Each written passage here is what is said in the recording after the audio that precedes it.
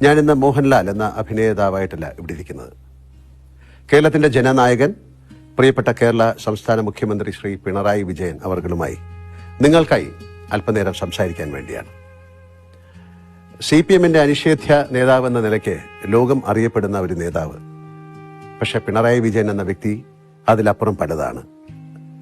നമ്മൾ പലർക്കും അറിയാത്ത ഒരു മഹാവ്യക്തിത്വം.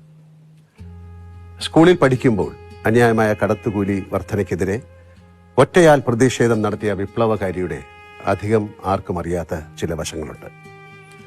ആക്ഷൻ സിനിമകൾ, സ്റ്റണ്ട് സിനിമകൾ ഇഷ്ടപ്പെടുന്നൊരു സഹൃദയൻ.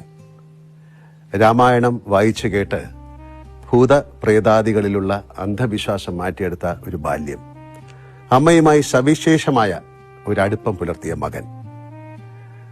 കാർക്കശ്യത്തിന്റെ പുറന്തോടിന് പിന്നിൽ മറഞ്ഞിരിക്കുന്ന ഫലിതപ്രിയനായ ഒരു ആസ്വാദകൻ.